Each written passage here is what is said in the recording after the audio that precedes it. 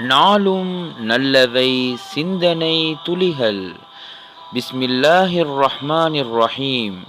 இன்றைய சிந்தனை நபி ஸல்லல்லாஹு அலைஹி வஸல்லம் அவர்கள் ஓதிய துஆக்களில் சில. ஆம், நாம் இன்று காலை வேளைகளில் நபி ஸல்லல்லாஹு அலைஹி வஸல்லம் அவர்கள் ஓதிய சில துஆக்களை பற்றி பார்ப்போம். நபி ஸல்லல்லாஹு அலைஹி வஸல்லம் அவர்கள் கூறினார்கள், எவர் காலை பொழுதில் லா இலாஹ இல்லல்லாஹு வஹ்தஹு லா ஷரீக லஹு லஹுல் முல்கு வ லஹுல் ஹம்து வ ஹுவ அலா குல்லி ஷைஇன் கதீர் என்ற திக்ரை தினம் ஓதுகிறாரோ அவர் நபி இஸ்மாயில் அலைஹிஸ்ஸலாம் அவர்களின் சந்ததிகளில் ஒருவரை விடுதலை செய்ததற்கான கூலி அவருக்கு வழங்கப்படும்.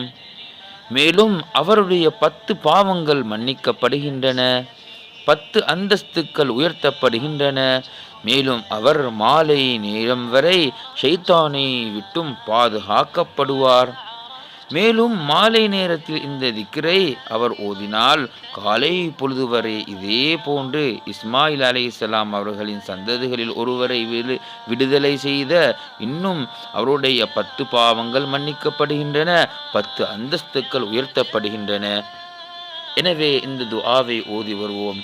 மேலும் நபி ஸல்லல்லாஹு அலைஹி வஸல்லம் அவர்கள் காலை பொழுதுகளில் ஓதிய அதிகமான ரிவாயத்களில் வந்த துஆ ஒன்றுதான், அஸ்பஹ்னா அலா ஃபித்ரத்தில் இஸ்லாம் வ அலா கலிமத்தில் இஹ்லாஸ் வ அலா தீனி நபியினா முஹம்மதின் ஸல்லல்லாஹு அலைஹி வஸல்லம் வ அலா மில்லத்தி அபீனா இப்ராஹீம ஹனீஃபம் முஸ்லிமன் வ மா கான மினல் முஷ்ரிகீன்.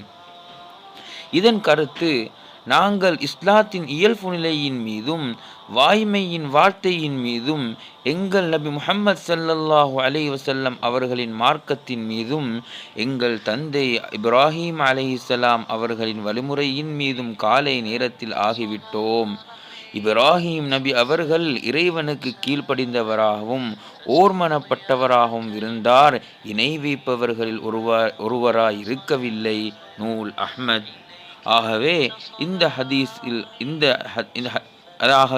ஹதீஸ்களில் அதிகமாக வந்த இந்த துஆவை காலை பொழுதுகளில் ஓதி வருவோமாக.